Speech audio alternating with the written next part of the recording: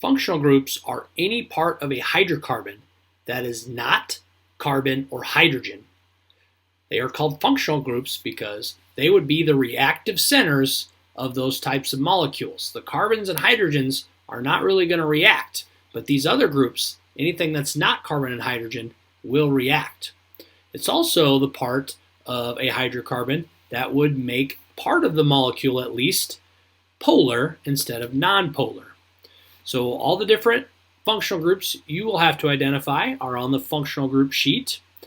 I want to point out that you'll see the letter R a lot on your functional group sheet. R in chemistry stands for any atom or any group of atoms. In this case, it's going to be a hydrocarbon chain most of the time. So an R group simply stands for a new hydrocarbon chain.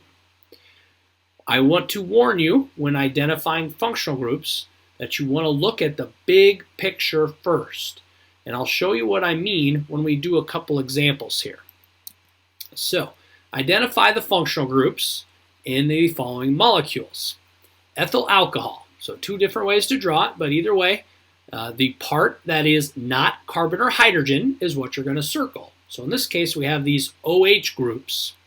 If we look on our functional group sheet, these are alcohols.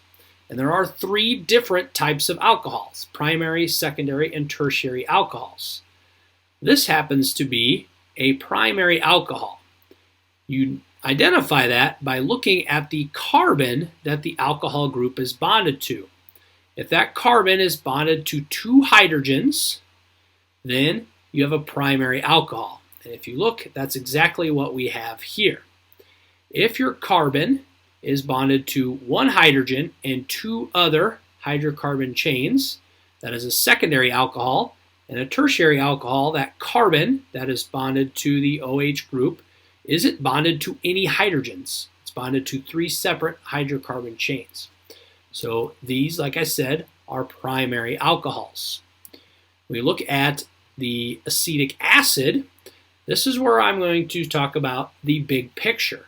A lot of students will get this wrong by identifying two functional groups in acetic acid.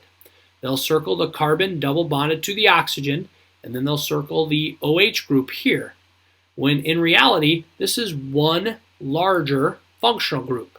The whole group of atoms there, the carbon double bonded to the oxygen, and then single bonded to OH, is one functional group. If you find it on your functional group sheet, you will see it's a carboxylic acid. We have that carbon double bonded to an oxygen and then single bonded to OH and then bonded to a hydrocarbon chain. The next example is often confused for a carboxylic acid, but this is not a carboxylic acid. Oxygen and single bonded to another oxygen in between two hydrocarbon chains, that is an ester. Make sure you look carefully at the differences between those two.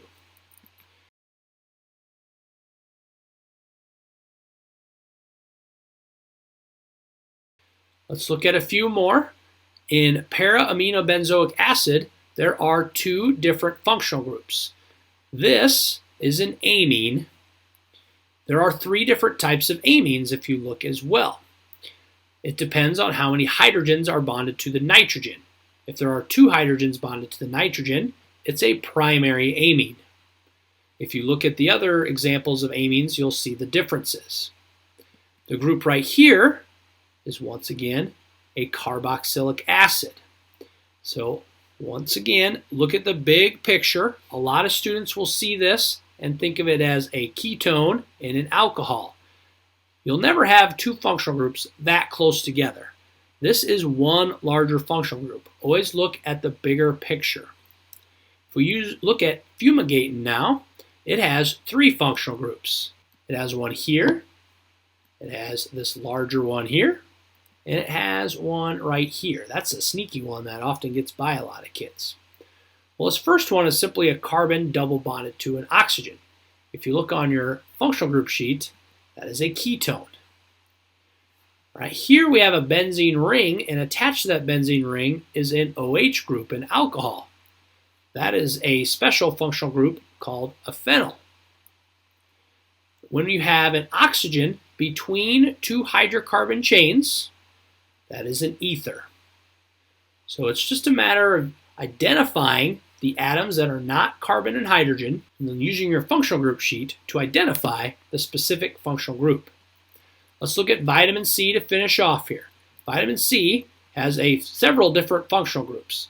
Here is one that tricks a lot of kids. They would circle this normally as 2 different functional groups. But really, this is a carbon right here at the corner of this ring structure, double bonded to an oxygen, and then single bonded to another oxygen inside of a hydrocarbon chain.